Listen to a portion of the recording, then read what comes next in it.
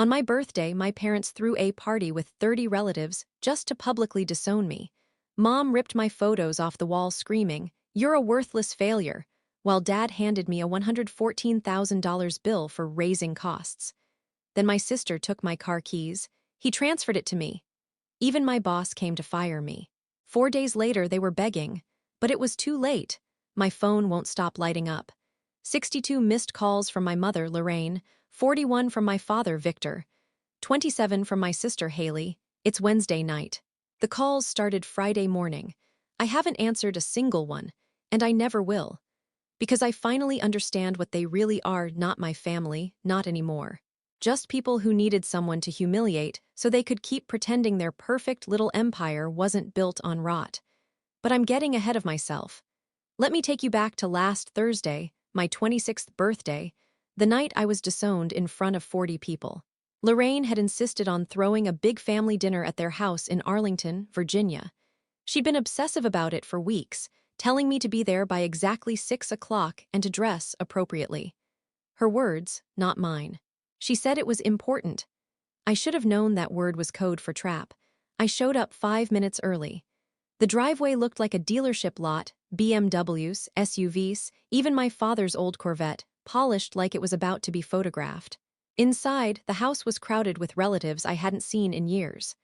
Aunts, uncles, cousins, even Lorraine's church friends, people who barely remembered my name but sure loved to gossip about me. It felt like walking into a wake I didn't know was mine. Haley was standing near the entryway wearing a pale blue dress and a tight smile that didn't reach her eyes. "They want to make an announcement," she whispered. I thought it'd be a cheesy birthday speech, maybe some slideshow of baby pictures. I couldn't have been more wrong. Victor stood up at the head of the dining table, champagne glass in hand. "For 26 years, Lorraine and I have sacrificed for our son," he said, voice steady, almost rehearsed. "We've given him every opportunity, every chance to succeed." People clapped politely, unsure what kind of speech this was. Then Lorraine rose beside him, her face cold, her smile surgical.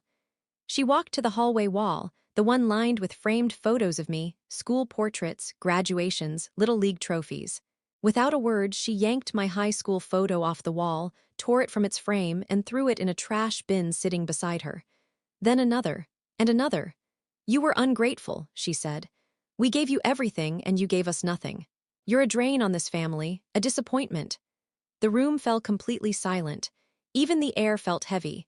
I froze, unable to breathe, while my grandmother covered her mouth and someone, my cousin Alex, I think, lifted his phone to record. Victor reached under the table and pulled out a manila folder. He handed it to me like it was evidence in a trial. Inside was a printed document labeled Invoice for Parenting SCRVICS. It listed every expense they claimed to have spent raising me: diapers, doctor visits, tuition, car payments, you name it. Total, $118,450. Victor looked me dead in the eyes. "You owe us this, every cent we wasted raising an ungrateful son." He said I had two choices: pay it all back or cut contact forever. Lorraine nodded like a judge issuing a sentence. "We're done being your parents, Lucas. You are officially disowned." Haley stepped forward, holding out her hand. "Keys," she said. I blinked, confused. "The car," Victor said. "It's still under my name. It belongs to Haley now. She deserves it more." Haley took my keys from my hand like she'd been waiting all night for that moment. That's when I saw him, my boss, Daniel Mercer, sitting near the end of the table, half smiling like he'd just watched a soap opera twist live. Lorraine gestured toward him. "We thought he deserved to know what kind of person he's been employing." Daniel stood. "I spoke with your parents earlier this week," he said calmly. "They raised some concerns about your behavior. I've decided to terminate your employment effective immediately." Someone gasped. I didn't say a word. Not to Daniel, not to Victor, not to Lorraine. I looked around the room, the relatives pretending not to stare, the friends looking at their shoes, Haley holding my car keys like a trophy. Then I turned and walked out. I ordered an Uber from the curb while the party murmured behind the windows. Inside that house, they thought they'd finally broken me. They had no idea I'd been preparing for something like this for years. And this time, I wasn't just going to walk away. I was going to make every single one of them regret it. Growing up in Arlington, Everyone thought the Davenports were the model family. Church every Sunday, matching Christmas sweaters, the kind of people who hosted charity dinners for causes they barely understood. Victor Davenport, my father, was a retired financial planner with a reputation for discipline and integrity. Lorraine, my mother, was a real estate agent who could charm the skin off a snake. And Haley, my older sister by 2 years, was their perfect child, a polished, smiling reflection of everything they wished I'd been. I was the disappointment, always had been. It wasn't about grades. I wasn't dumb, I had a computer science degree, a decent job, paid my own rent. But I wasn't what they designed. Victor wanted a doctor or a lawyer. Lorraine wanted a son who dressed in pressed shirts, joined country clubs, and married someone respectable. Instead, they got me a quiet tech support specialist who liked fixing things, not flaunting them. The resentment started small. It was little things at first, Lorraine mocking my clothes, Victor questioning my ambition, Haley laughing along just to stay on their good side. Then, after college, it got worse. They'd loan me their old car, a beige 2015 Accord, so I could get to work. Victor reminded me monthly that he still owned it. Every favor came with invisible debt. Every success was twisted into something they made possible. When I stopped attending Lorraine's church functions, she called me selfish. When I refused to join Victor's golf club, he called me ungrateful. And when I didn't date Haley's friend, some pre-approved girl named Allison whose father played poker with Victor, they called me difficult. I learned to stop arguing. Silence made them angrier, but words only gave them fuel. Then something shifted about 3 years ago. Victor retired early. Lorraine's business slowed down. Suddenly, their perfect family mask started to crack. They began fighting over money, whispering about investments and shortfalls. I pretended not to hear, but I did. I heard everything. I started noticing strange things. Aunts complaining quietly about missing funds from grandma's estate. A cousin mentioning that college money grandma left for the grandkids never materialized. Every time someone brought it up, Lorraine or Victor brushed it off, said the paperwork was complicated, or changed the subject. I started saving things, texts, emails, receipts. It wasn't out of paranoia. It was survival. Because by then, I'd realized something crucial. In my family, the truth wasn't just inconvenient, it was dangerous. Haley once told me over coffee that I should stop making Mom and Dad feel guilty. She said they'd done everything for me, that I owed them gratitude. I asked what exactly I was supposed to be grateful for: the control, the manipulation, or the constant shame. She said I was being dramatic. But the real break came the year before the dinner, the Christmas when I didn't show up. I told them I was spending the holidays alone, just to breathe. Lorraine called it an act of cruelty.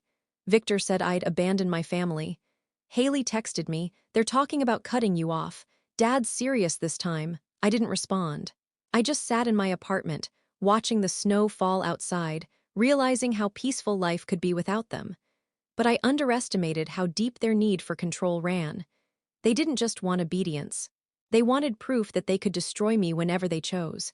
That's what the dinner was, not an act of anger, a performance, a ritual sacrifice. They'd planned it down to the smallest detail, the timing, the audience, even my boss's presence. It wasn't just about humiliation. It was about erasing me publicly, making sure everyone knew I was the ungrateful son, while they remained the flawless parents. But what they didn't know was that for the last 3 years, I'd been collecting every lie, every cover-up, every suspicious transfer and missing check that tied back to them. I didn't know when I'd use it, I just knew one day I'd need it. And that day came faster than I expected.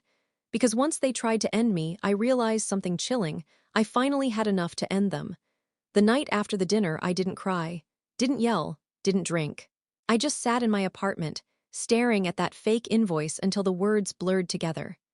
The total, $118,450, was ridiculous, but what got me was the phrase written at the bottom in my father's handwriting. Payment due immediately, no further discussion. That was the moment I realized I was done being their property. I opened my laptop. Not to rant, to plan. You see, while my parents thought I was a loser wasting time in some dead-end tech job, I'd actually been promoted to a data security analyst 6 months prior. That meant I knew how to dig, how to trace digital footprints, and more importantly, how to recover deleted data. I'd spent years keeping quiet while they spread their lies. I'd smiled through it when Victor bragged at parties about loaning money to ungrateful relatives. I'd kept my mouth shut when Lorraine told her friends she was covering my rent, even though she hadn't sent me $1 since college. That night, I decided silence was over. I started with something simple: emails. I'd helped my mother set up her real estate account years ago, and I still had an old password recovery link buried in my notes. A long shot, but I tried it. Within minutes, I was staring at her inbox of thousands of messages, most junk, but enough real ones to make my chest tighten. There it was: bank statements, transfers, correspondence with her sister Marie.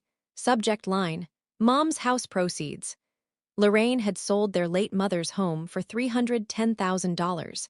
The estate was supposed to be split evenly between her and Marie. But according to the emails, Lorraine told Marie the sale had been for $180,000. The market's bad, she'd written, and wired her $40,000 as her half. The other $140,000 moved to an account jointly owned by Lorraine and Victor. That was the first nail. The second came 2 hours later.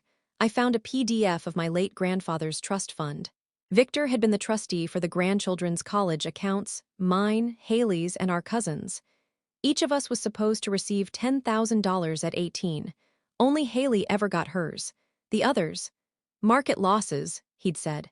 Except I was now looking at withdrawal receipts that went directly into his investment portfolio. They hadn't just disowned me. They were thieves.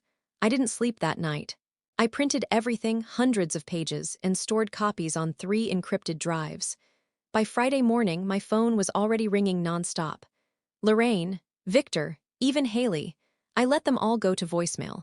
The first messages were full of anger. How dare you walk out? But by the afternoon, they'd shifted to panic. Please, just come over so we can talk. I didn't respond. Instead, I drafted a list of every relative they'd ever wronged. Every person who'd whispered suspicions but never dared speak up. Then I crafted an email. It wasn't vindictive. It wasn't emotional. It was surgical. Each message contained a question: polite, factual, devastating. To my Uncle Frank: Hey, did you ever receive the money Grandpa left you in his will? I found some documents that suggest there may have been an oversight. To my Aunt Marie: Curious, was the sale of Grandma's house finalized at $310,000 or $180,000? I found both figures listed in estate paperwork. To my cousin Lee: Remember that college fund Grandma mentioned? I was doing some research and found something strange. Can I send you a document? I didn't accuse anyone. I just asked. By Saturday morning, the family group chat was imploding, messages flying in. Why are you stirring things up? Your parents are furious. Where did you even get this? By Sunday night, it wasn't just whispers anymore. It was phone calls. Angry, confused relatives demanding explanations from Lorraine and Victor. And for the first time in my life, my parents weren't in control of the story. They started calling me nonstop, begging me to help fix the misunderstanding. Haley texted 14 times in 1 hour, Mom's crying, Dad's losing it. Please, Lucas, stop this before it gets worse. But I wasn't spreading lies. I was just turning their secrets inside out. By Monday, karma had clocked in. Victor showed up at my job trying to speak with my boss. But Daniel, the same one who fired me, wasn't there anymore. His supervisor, a regional manager named Marcus, had already opened an internal investigation after I forwarded him a summary of how my termination went down. 2 days later, I got my job back with back pay and a written apology. Daniel was suspended. That same afternoon, I got a call from Uncle Frank. He dug through his old estate paperwork after reading my message. Turns out the executor listed was none other than Victor, and the estate account had been closed prematurely, with thousands unaccounted for. Lucas, Frank said, voice shaking, I think your parents stole from all of us. I already knew that, but hearing it from someone else made it real. Lorraine and Victor had spent decades curating their spotless image: church, charity, Christmas cards with matching sweaters. But I'd finally found the cracks, and I was about to tear the whole thing open. By Tuesday night, the family's silence had turned to chaos. My Uncle Frank had sent me copies of his estate letters. My Aunt Marie texted me screenshots of her bank transactions, furious. My phone buzzed nonstop. with messages from people who'd spent years believing my parents' version of events. And every one of them was starting to see the truth. By Thursday morning, I was running on caffeine and adrenaline. My office felt weirdly peaceful compared to the storm brewing outside. I was halfway through a line of code when my phone lit up with a notification. Hailey Davenport calling. I almost declined it. Then I didn't, because part of me wanted to hear how far she'd go to defend them. "Lucas," she said as soon as I answered, voice trembling, "we need to talk, please. Just 5 minutes." I agreed to meet her at a coffee shop near my apartment.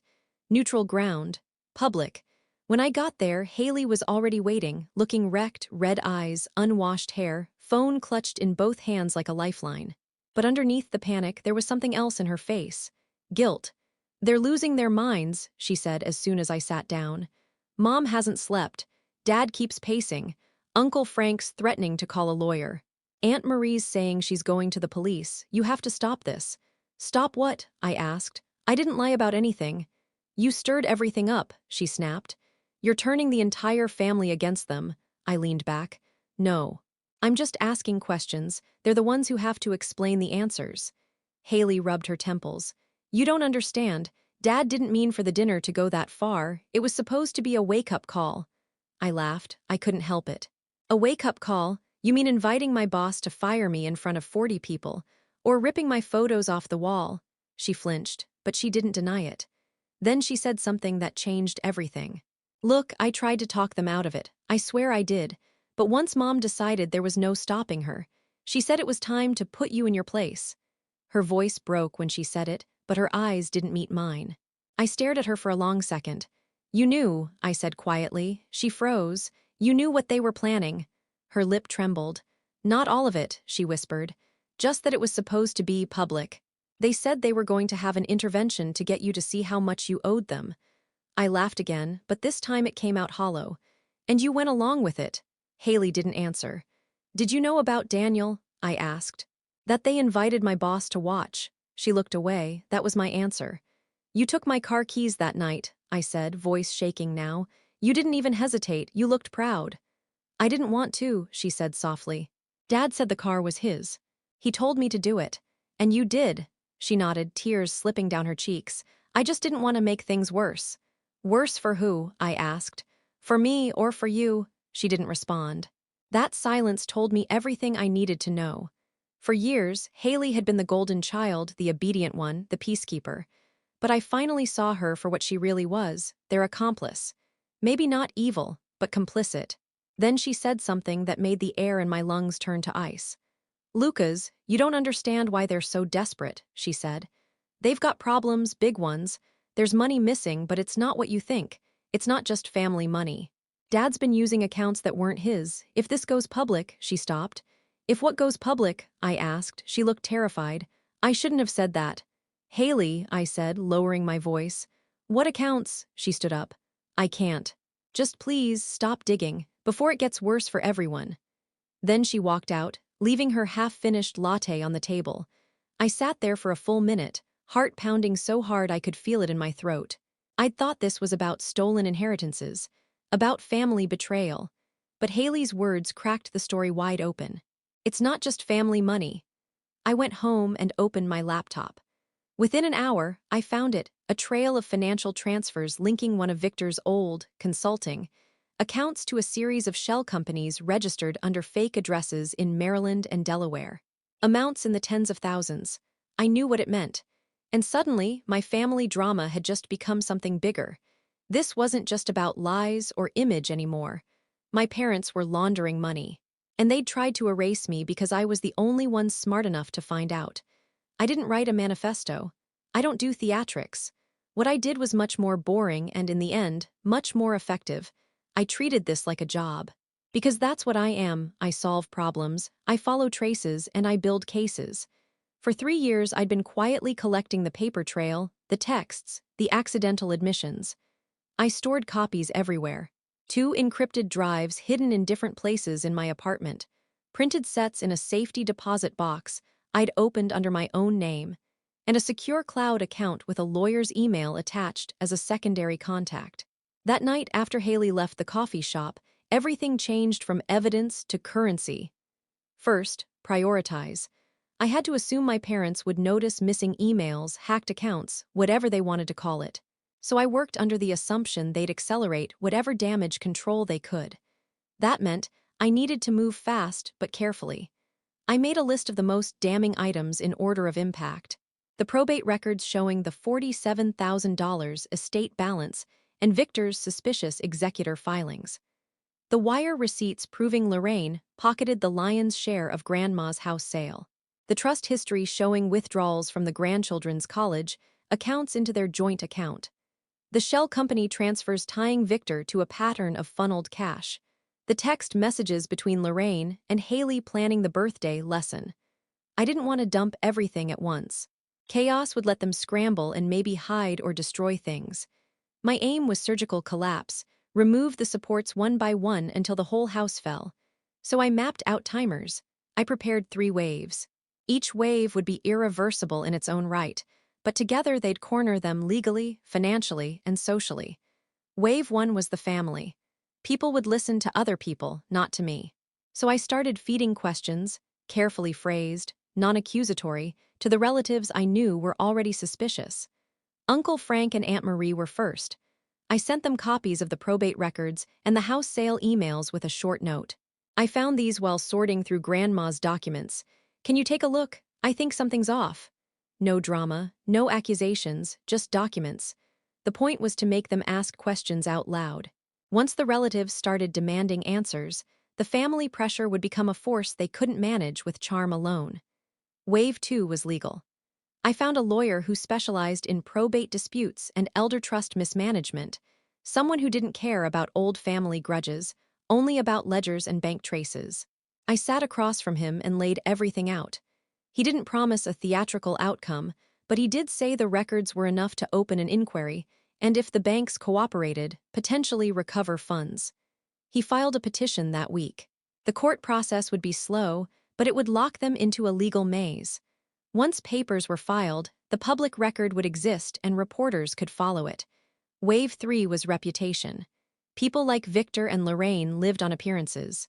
Once the legal filings were public, I reached out to one local journalist I'd met through a tech meetup years ago, someone who liked stories about hypocrisy and scandal.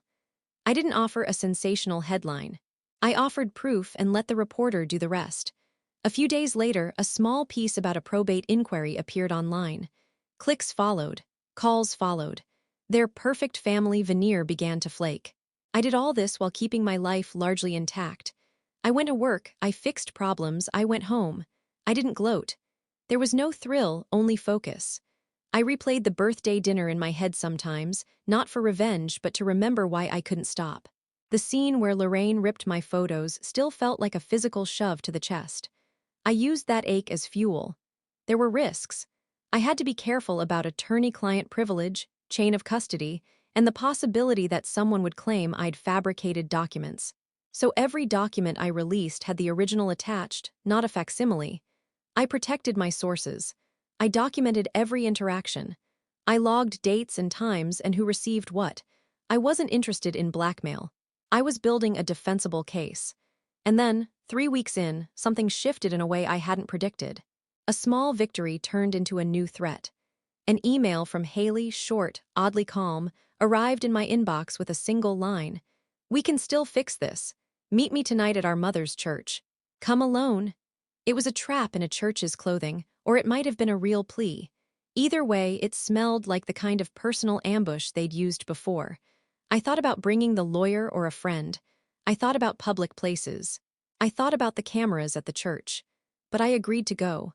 Because if she wanted to talk, I needed to hear what she would say when there were no relatives watching. What I didn't know then, and what I wouldn't learn until after the meeting, was that Haley had her own secret ledger. A ledger that changed everything I thought I knew about who owed whom and why. I locked my drives, left a copy of the most explosive file with my lawyer's assistant, and drove to the church, thinking I was the hunter. I was about to become the prey. The church was empty when I arrived. No choir, no priest, no soft hymns echoing from the hall, just the faint hum of old fluorescent lights and the smell of floor polish. It was one of those small, spotless sanctuaries Lorraine used to drag us to as kids, the kind where people talked about grace, but kept mental scorecards on everyone else. Haley was sitting in the front pew, hunched over, hands folded like she was praying. When she turned, her face was pale and streaked with mascara. "You came," she said, like she wasn't sure she'd earned that. "Why here?" I asked. "Because it's the only place Mom won't come right now," she said. "They're afraid people are talking." I stayed standing. "You said you had something to fix. What is it?" She reached into her purse and pulled out a worn leather notebook. She hesitated, then slid it toward me across the pew. "Read it." The pages were crammed with names, dates, and figures in Haley's careful handwriting. I recognized some of them, Frank, Marie, even my cousins, but there were other names too. People I didn't know. At first I thought it was just another layer of estate notes until one column hit me like a punch to the chest. Payments, consulting fees, City of Arlington Office of Development. I flipped through page after page. Victor's signature, Lorraine's company letterhead, Haley's initials next to account transfers. "What is this?" She bit her lip. "It's not just family money, Lucas. Dad's been funneling money from municipal contracts for years. Fake consulting invoices, maintenance budgets that never existed. Mom's real estate company handled the transactions." "And you?" I asked. She closed her eyes. "I was the accountant who made sure the numbers matched. I didn't know what it was at first. By the time I figured it out, they'd already used my name on some of the paperwork." I sat down next to her. "So the shell companies weren't just for hiding family money," she said. "They were for laundering public funds. If anyone opens those accounts, they'll find me on the signatures." The air in the church felt thick. "Why tell me now?" "Because they're panicking," she said. "They think you'll go to the police. They think if I talk to you, you'll stop." "And will I?" She looked up at me with those same eyes that used to look out for me when we were kids. "I don't know, but if you don't, it's not just them who go down, it's me too. I'll lose everything, Lucas." I wanted to believe she was trapped, that she hadn't been part of the performance at the dinner. But the ledger in my hands was proof that she'd helped build the very system she claimed she feared. "You could have told me before," I said. "I couldn't," she said. "They promised they'd handle it. They always said Dad had friends in the city who would make sure it stayed buried. But now that's gone. People are starting to ask questions.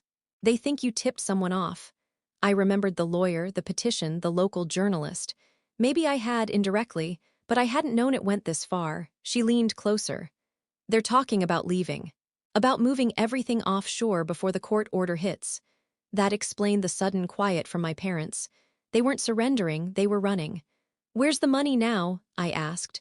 "In the notebook," she whispered. "That's every transfer, every false invoice. If you give this to the police, it's over, for all of us." For a long moment, I just stared at her.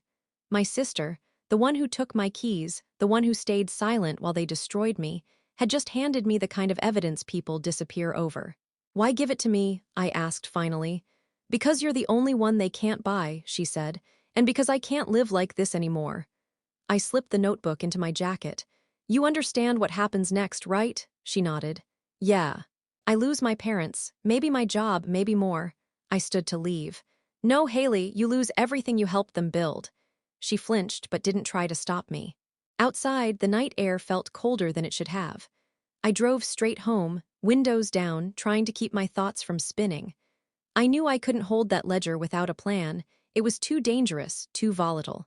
If I gave it to the wrong person, it could vanish like everything else they'd touched. By morning, I'd decided.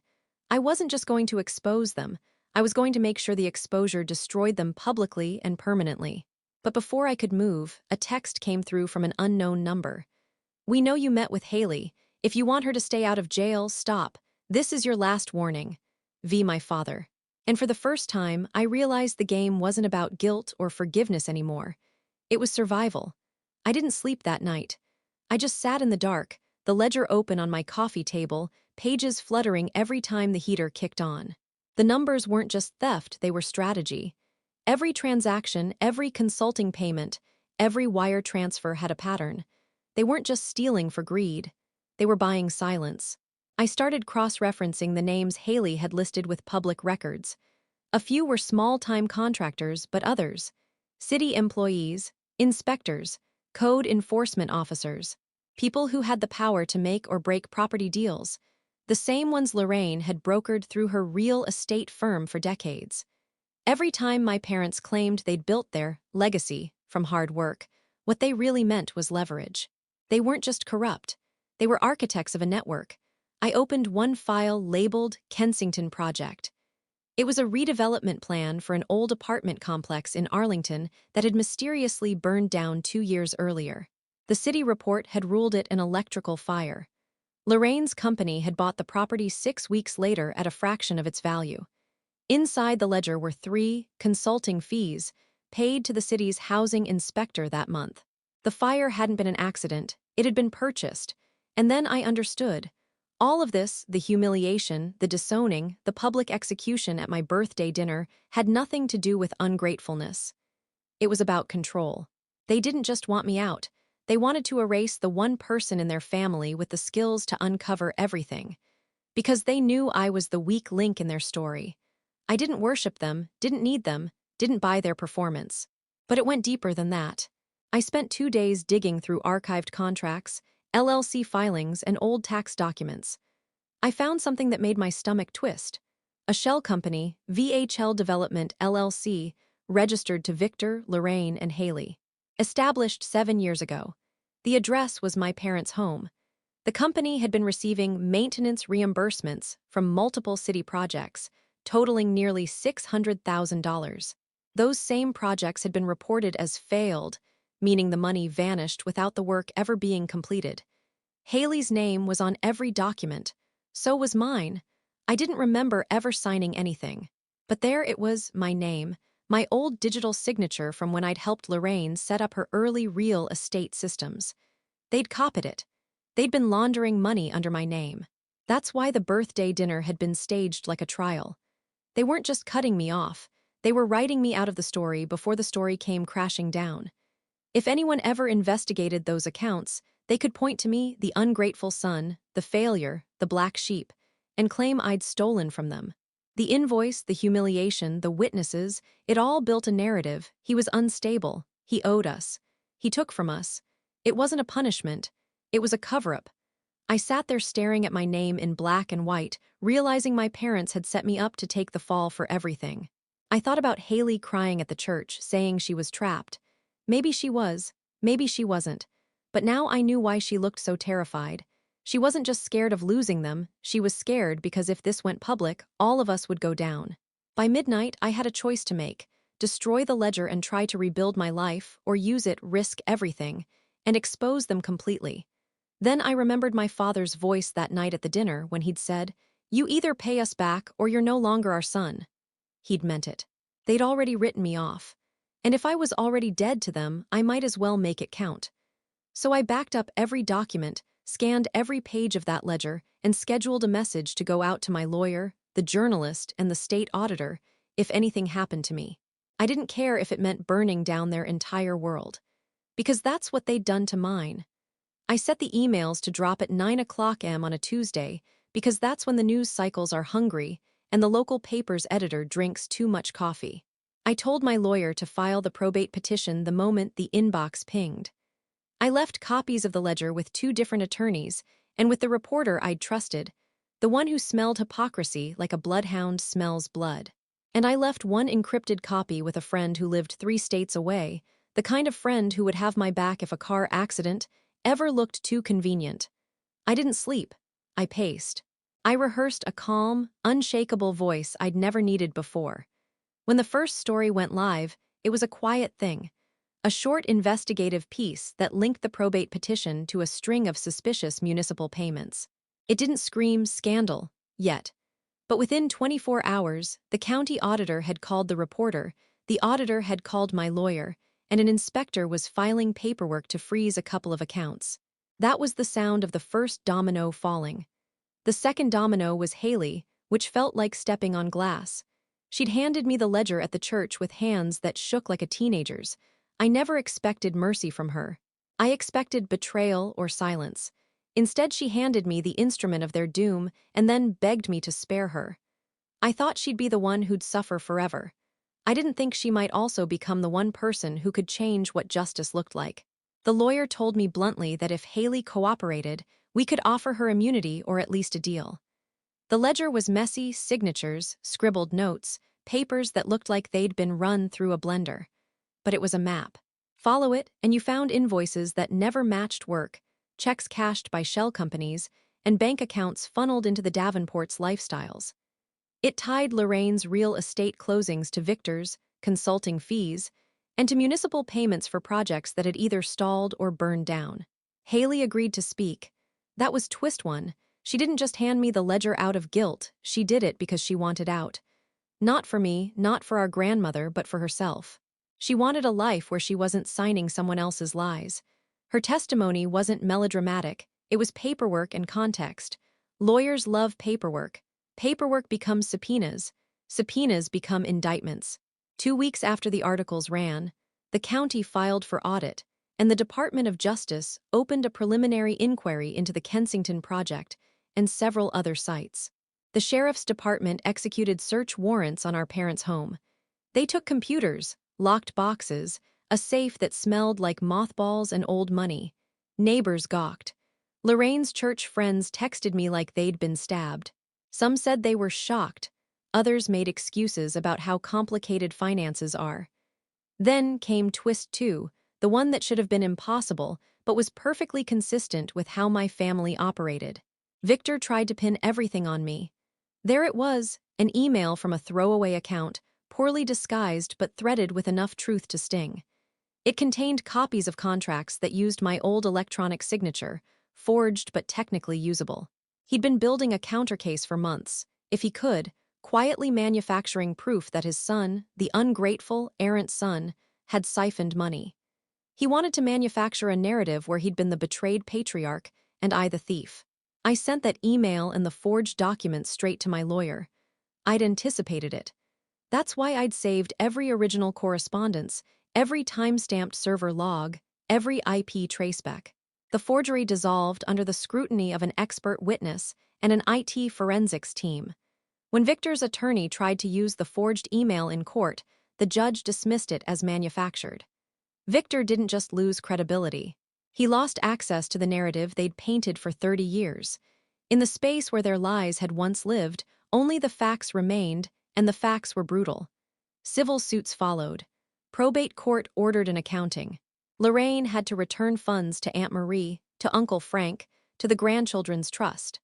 The county demanded restitution for the municipal funds. Insurance investigators reopened the Kensington fire. The web of lies required money to keep being fragile, and money was what they no longer had. They began to sell off assets, quietly at first, then with more urgency. The house that had been their kingdom went on the market with "for sale by owner" signs like a bad punchline. Emma, Haley had once called her Emma in the old stories. In my life, Haley had been everything that sister could have been and wasn't. Emma tried to drum up sympathy online, but people scrolling the feeds had the receipts now. Sympathy was a thing that needed a backstory and a plausible victim. My parents had burnt theirs. I didn't gloat. There wasn't room in me for it. There was a hollow at the center that had once filled with the need to be acknowledged by them. Revenge didn't make that hollowness disappear. It just cleared the room. I watched from the edges as their reputations crumbled, as friends unfollowed them on social media, as Lorraine's realty license was flagged for review. I watched Haley move into a small apartment 2 blocks away. She texted me once. "I'm sorry," I replied. "You did what you had to." That was both absolution and the end of rescue. The legal fight got messy and public. Victor pleaded guilty to a count of wire fraud related to the municipal payments. Lorraine took a plea deal for conspiracy to commit fraud. They were ordered to pay back restitution and received suspended sentences, probation, and community service, plus hefty fines that left them bankrupt in everything but name. The county auctioned off their remaining assets. The house sold. Haley's name was cleared in exchange for testimony. She got probation and community service, but she kept her job. She'd been at the boutique long enough to survive the blow. And me, I kept my job. Marcus kept calling to check on me like some guardian cousin. Daniel was gone, disgraced, and quietly fired.